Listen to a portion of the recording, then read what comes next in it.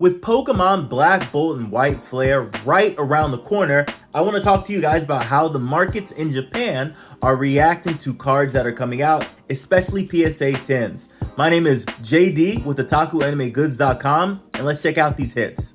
Today we're going to look at specifically some trainers, In and Hilda, and how they have fared in the Japanese market since the release of Black Bolt and White Flame. We are also going to be looking at Zekrom and Reshiram and seeing how their prices have moved a bit since the release of Black Bolt and White Flare. In and Hilda are the top SAR trainers right now here in Japan. Hilda sits at around $81 on price charting, while In sits at around $65 to $68. On the Japanese market, Hilda is hitting around 11,000 yen, and In is sitting a little bit under 7,000 yen. The reason why I made this video is because I was considering, what am I going to do with the cards that I have? Am I going to send them in for grading, or am I just going to send them out and sell them raw? When I looked at how they were trading on the Japanese markets, I gotta get them graded. Specifically, let's look at Hilda. Hilda, again, is going for around $81 or about 11,000 yen, but her PSA 10s have been selling for close to 70,000 yen. There are a few sales over the past week, over the past couple of days, that have hit for around 66,000 yen, which is a tremendous explosion in value. This is also going on for In as well. In actually was one of the highest selling trainers, but then dipped very, very quickly when the set first came out. In was selling for around 20,000 yen and then dropped to where he is now. But In is trading right now for about 6,800 yen, but his PSA 10 is going for around 40,000 yen.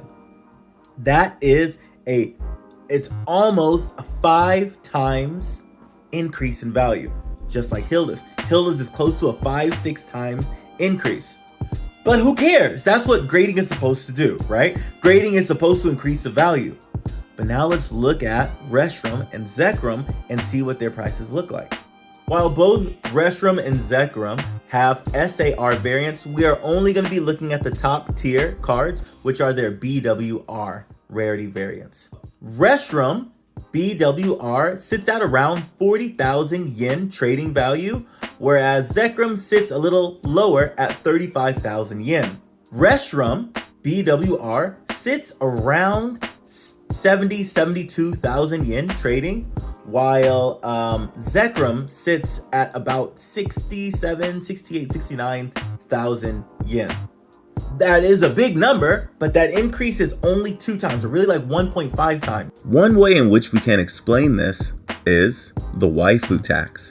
What's actually really curious and very interesting to see is that Hilda is about a 5 times increase, and In is near about a 5 times increase. I want to point you to one of my favorite cards, actually, Carmine. Carmine from Twilight Masquerade, which is Mask of Change or Mask of Transformation in Japan, has also found its way in a very curious situation. When we look at a PSA 10 of Carmine in the English version, she looks to be about $150, $160.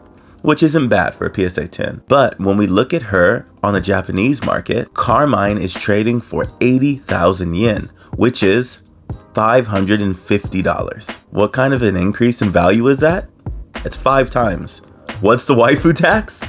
The waifu tax is 5 times. I will continue to look at trainers, especially the waifus and the husbandos, since I live over here in Japan, and I want to see specifically how these cards are trading and what these differences are as we move from the West back over to the East. Thank you guys so much for watching. Again, my name is JD with Otaku Anime Goods. Leave a comment. Let me know what you guys think. What are the biggest hits that you guys are waiting for Black Bolt and White Flare? See you guys later.